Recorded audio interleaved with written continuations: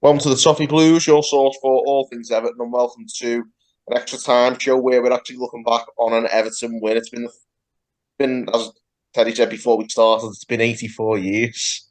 We finally won a game. Sean Dyche's first game in charge. A win that looked as the least likely sort of win when you consider Arsenal haven't lost since September. We hadn't won since October. It couldn't have looked more unlikely, but then Sean Dyche has quickly come in and made his mark on Everton. I'm joined by Terry and Owen again. We were all very happy with the Dyche appointment when we did the announcement video last week. And imagine we're feeling just a little bit happier again. I'll come to you first, Terry. How are you feeling? I'm feeling ready for the second half of the season title charge. It begins now. Welcome to the Globe Fest, the Smug Stream. Welcome to it, because it worked out exactly how we not expected. I don't think anyone. I expected something from the game. I don't know. I thought Arsenal don't travel well to Goodison. We've got a new manager bounce. We've now got a manager with a bit of nous, a bit of tactical common sense. Bit of a fucking idea. Yeah, a bit. With our manager with half a clue. So I thought we'd get something out of the game, but I didn't expect the game to be as electric as it was. I didn't expect the performance to be as good as it was, and I didn't expect Arsenal to be as bad as they were. So 3 very, very welcome points, and yeah, the Dyche man cometh. It's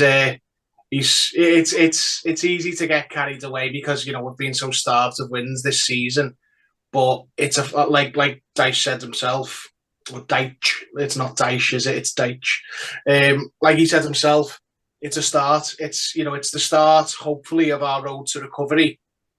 And it's not one swallow doesn't make a summer, so we've got to go out and do it again in the several games following. And I'll let Owen break down the tactical side of things because he's got some lyrical to wax. I think he said in the group chat, didn't he?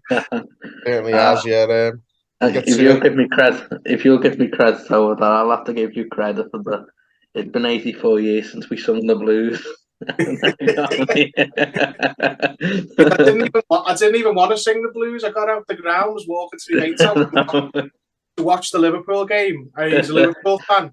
And I actually texted him going, right, I need you to lash 10 past Wolves now. And before the text had even arrived to him, when I got signal away from the ground, we were 2-0 down. I was like, I'll never forgive Everton for being so shit that I can't enjoy Liverpool getting battered. But here we are. At least Leeds lost and have sacked. What was his name, Owen, last night? Yank Lampard.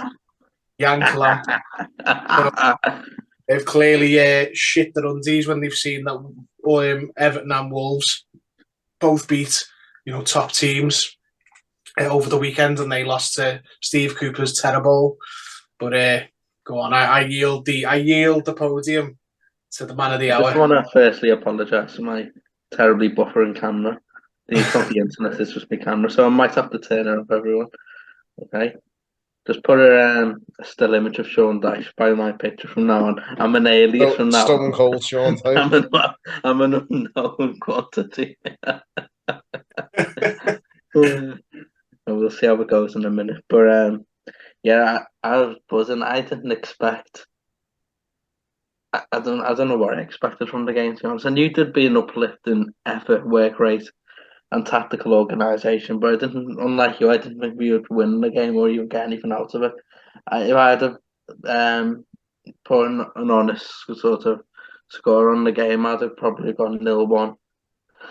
A well-organised performance, but they had that little bit more that we didn't. But in the end, I'm honestly aggrieved to know. Well, I'm very happy with the 1-0, but I'm also like, it could have easily been 3 or 4-0 because we had some great opportunity. We just bullied them across an all afternoon. And not to criticise other Premier League managers, but I'm going to, is that teams nowadays don't get that. They do against Forest, but Forest don't get criticised for it. But they don't get tested like we tested Arsenal. They don't have that that air of unpredictability about them. Do you know when you used to go to like, obviously Burnley is an obvious example, but like other teams down the years, and you go there and you just get that something a bit different.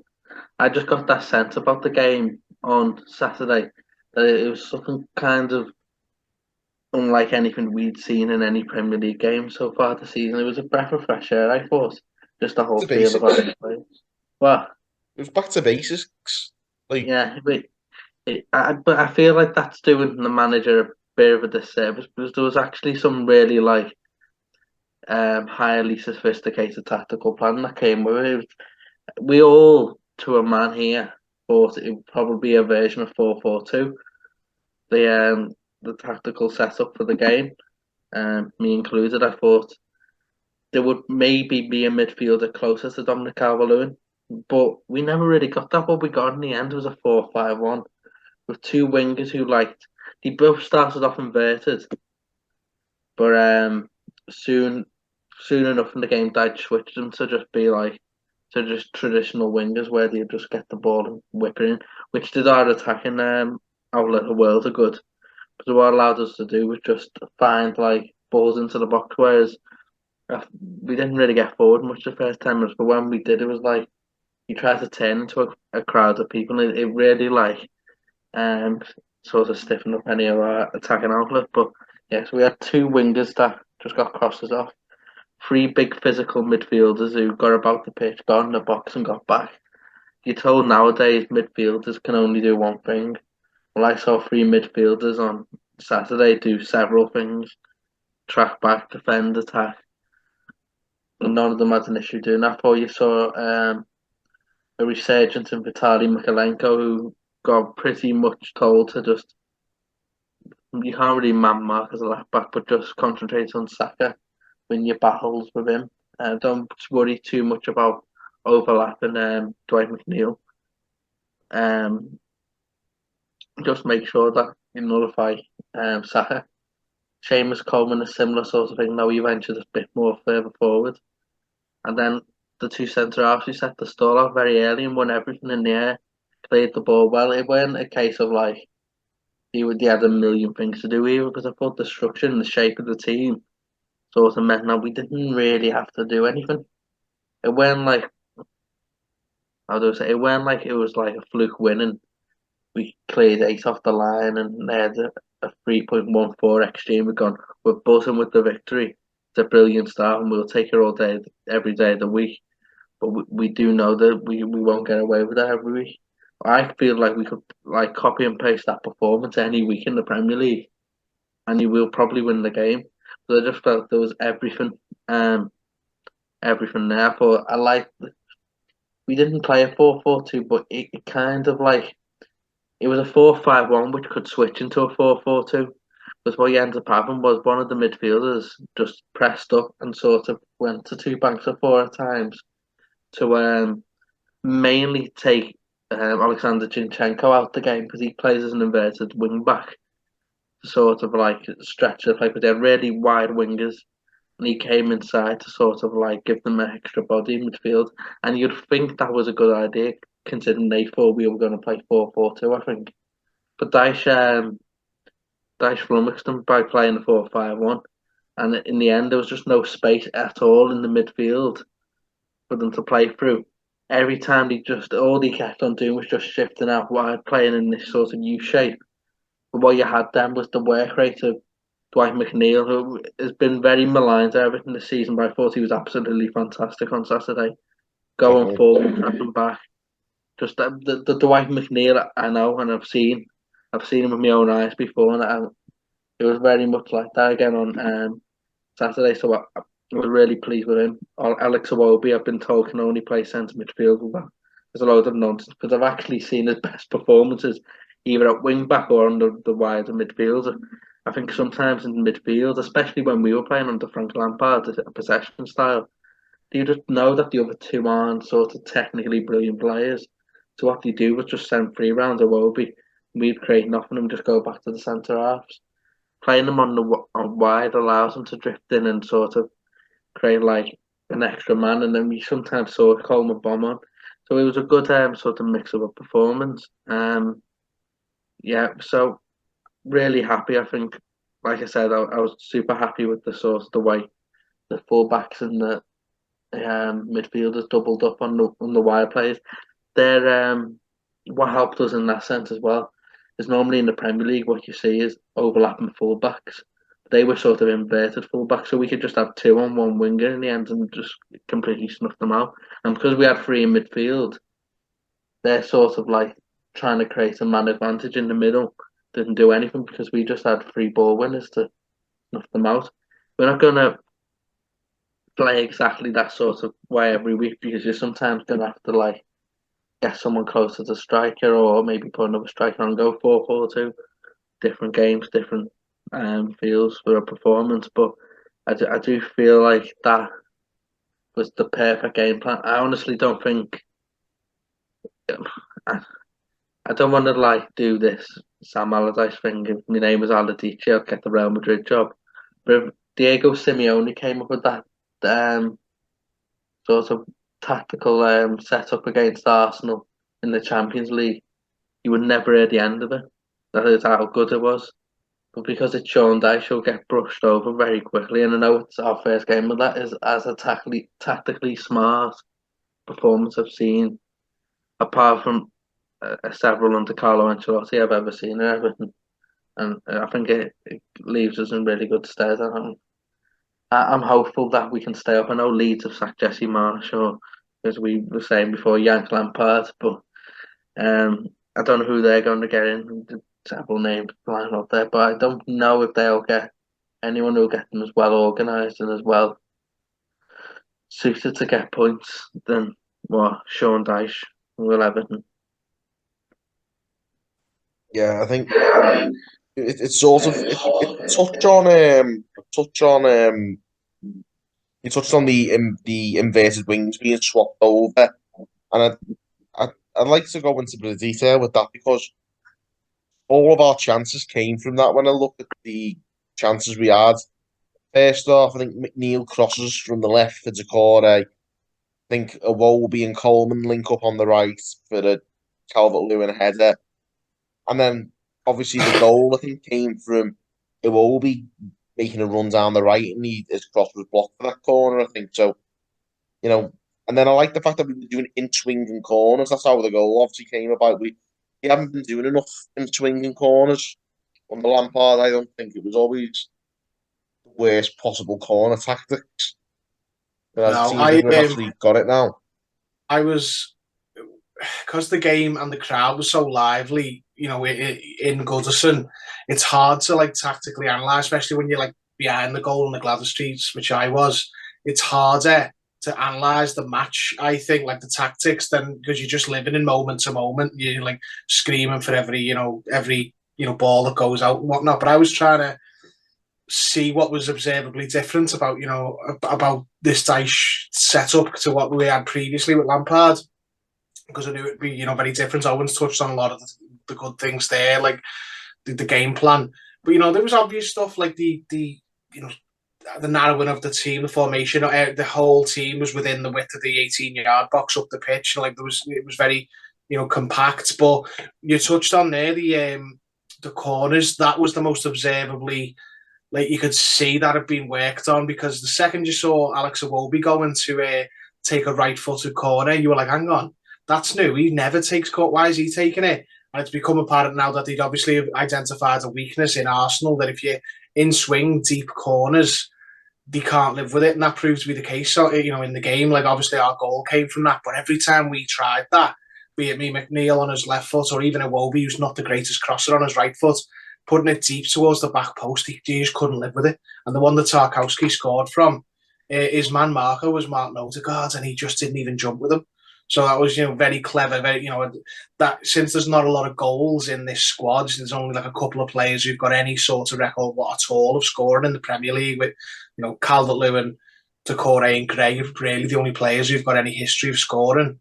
We're going to have to use things like that. We're going to have to, get set piece goals from like the centre backs and what have you, and hopefully, the likes of Iwobi and McNeil can start to contribute. Because another thing tactically is, when they started the game, I would have put my life on obviously a 4-4-2, as Owen said, but there being McNeil on the left and Iwobi on the right, but they started inverted, and it wasn't really working. Well, it was working in a defensive sense, but attacking wise, this is something that Match of the Day highlighted as well, that they were just very far away from Calvert-Lewin, the two wide players, whenever the ball went up. But when they switched to their more orthodox sides, they got right up alongside them, and they were starting to win the flick-ons and create more chances. And Owen said then about if Diego Simeone had put that game plan together and beat Arsenal, whether you never heard the end of it, it's right. It's right because he's done it. He set them up. Just like what Owen said with the Diego Simeone point, if he just sets a team up to beat Arsenal like that, it's true. It's completely true, because we're the only second team in the league I read before to beat Arsenal in XG. So it's not this case of, we weren't even in the game and we fluked the results. We were better than them. Decore's header that he spoons wide, and Calvert-Lewin's one, we could get on target. We could have been like a couple of goals to the goods in the first half. We were just a better team all over the pitch. And I've not even seen any Arsenal fans, or not many of them, dispute that. Yeah, obviously we would take a lucky 1-0 all day long, and we get absolutely rinsed on the XG, and we would take that all day long. But not unlucky about that one on Saturday. Exactly. There's, as I think is a key saying of Ian Bones, there's no future in a lucky one. You've got to have a performance that's conducive to winning enough points in the Premier League. That you'll get 3 or 4 lucky ones in the season, but you don't really want to be building on that. You want to be putting performances in there that can win a game. You're not going to always win them, but you want to be putting performances in that are good enough to win games. And I think that we definitely did that on Saturday, and was by far our best performance of the season. Very low bar, granted, but yeah, it's the first time the lowest bar in the season. I haven't enjoyed watching an Everton game like that probably since Ancelotti, maybe. Well, early Benitez, maybe. Probably. I enjoy any of the Frank Lampard games. So yeah, probably. Even the games we won under Lampard, I mean, there were times where we played well and beat the opposition, but even the games, the memorable games that we won, a lot of that wasn't down to superior tactics or setup. It was luck and hard work sometimes. That Crystal Palace game, we were 2-0 down. We just, the force of emotion and will, we managed to overturn it. But it wasn't because Lampard, made astute changes. Constantly beat up on Lampard because everyone knows I was never a fan of him, and I was always a big fan of Dyche. But it's just chalk and cheese. I know it's only one game. It's not worth getting carried away. So this doesn't mean suddenly we're safe now and all that. One game doesn't change everything. But do you think Lampard, would have been able to beat Arsenal? We'd have been battered. He just wouldn't have figured out. He either played the 3 at the back again, which would have just left everything open for them in midfield, because it would have been a 2-man midfield. It just would have been a disaster. And the biggest mistake we've made this season is not getting Dyche in first. Because it's not like we've been waiting for Dyche to be freed up from another club. He was there and waiting. But, the Leeds have sacked Jesse Marsh now. Wolves have got a good result against Liverpool. But there's enough games now in my book for Everton to look after themselves and to, have the fate in our own hands. If we can get enough wins on the board, we can take ourselves out of the fight. We're not, at a 5 game left, crisis point. We're down the bottom. We deserve to be there. We're there for a reason. But we've made the right decision now on the manager. So we need to be better than 3 teams and then take it from there. And I think we could possibly do that, especially now, because like you said in a previous video, on this year, after changing the manager, we won't waste 5 or 6, 7 games trying to play a stupid way that doesn't suit any of the players. It was kind of scandalous if you think back, if we're reflecting slightly, that enjoy the ball nonsense a year ago, which literally meant us getting battered from pitch to pitch for 2 months. I know we had the Leeds game, but other than that, we got levered everywhere for 2 months. And then he went, well, we'll just try and play 5 at the back and hope for the best. And we fluked a lot of them results, but we got them and we stayed up. And we're all made up. But then a forward-thinking football club has gone, hang on a minute. He's nearly balls this up completely on us. Time to make a change in the summer because I'm not being funny. With any other club in the world appoint Frank Lampard, they wouldn't. Or does anyone even like thinking outside of Everton think he's a good manager? He didn't. Did the players ever play in a way that you saw them believing in what he was doing? He may have liked them, but he didn't believe. He didn't run that extra bit. I think there was the evidence there in the summer, but they were never going to do that. But then if you fast forward to the Bournemouth game, it was definitely time to change it then because they'd had evidence of another season with a transfer window and a pre-season and another one on the way, and that was the time to replace him with Sean Dyche. I think so, but it's happened now, and we can only go from here. And obviously, we've got the derby next, which there's no point even trying to predict that because they've been terrible of late, but they won't be terrible in the Anfield derby. The crowd won't let them be. If anyone's expected us to turn up and do what Wolves did, it's not going to happen. But I'm more hopeful now than I have been since we had Ancelotti. When we had Ancelotti, it was the first time in my life I didn't actually fear Liverpool because I just thought we've got a fella here who is not daunted by Liverpool and he can put that into the team, and he did because he lost once against Liverpool, which was that stupid FA Cup one. He'd only been there a week or so, though, hadn't he? He'd been there like a fortnight, 3 weeks at the most, and he was just on the touchline going, "What the fuck is going on here?" And then after that, Liverpool never beat him, and he beat them at Anfield. I remember he said, "I never go into the changing rooms after the game, but I had to today to tell them how I feel." Yeah. He was human. Yeah, because he got the shit splattered everywhere, and some of it got on him. And he was like, "I'm not having this, not a chance." And then he never lost to Liverpool again. It doesn't mean I'm going into this derby confident because you never can, but I don't feel as resigned to defeat as I do normally because we've got a good tactical manager who will set us up in a way where we'll have our best foot forward. Doesn't mean we'll win the game, like Owen said, but it means you'll go into it with a plan of action. And we'll probably get a performance, and then we'll see where we end up. Whereas, Lampard and even Benitez, we were going into these games just not in the face, not in the face.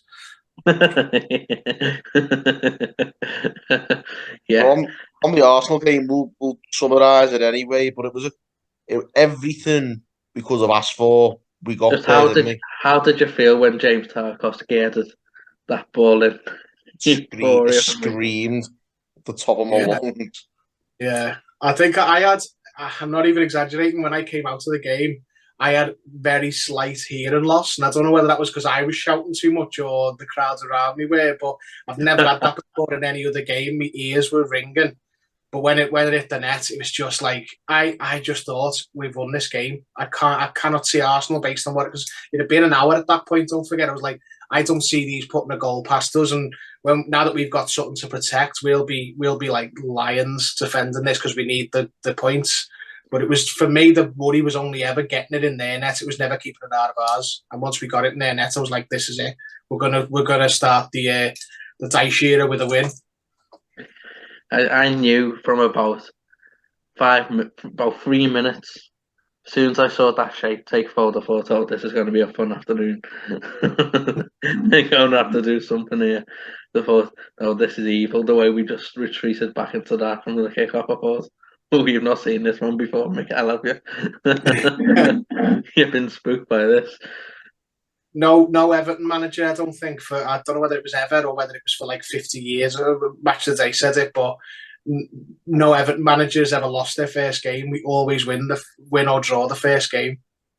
Never get beat, which is it's a nice stat. But is that just Premier League? Is that for all competitions or just the Premier League? Lampard lost his first Premier League game. I think it's all competitions. Just he won against Brentford C teams, didn't he?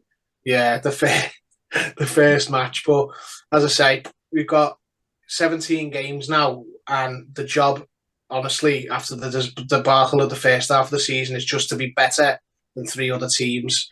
I know.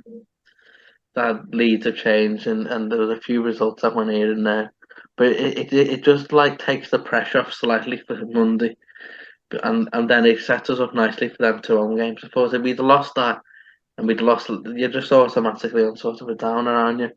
But Yeah. we've won So that game. composes us a bit. It does. It Yeah. keeps us focused, doesn't it? Well, you know, we're ahead of schedule on points now. I think people would have took before these 2 games, the Arsenal Liverpool game, and said, "Do you want a point?" And considering how bad we were, I'd have probably gone, "Yeah," because then we've stopped the rot. Especially if it's the second game, we've stopped the rot and we've got a point on the board. Then we can go from there with these home games. So to win, beat Arsenal, the best team in the country currently, even if we don't beat Liverpool or we can lose to Liverpool, it's still Better more than we were points. expecting. Yeah, much better. And then you don't go into these home games against Leeds and the like thinking, oh well, the hard work's done.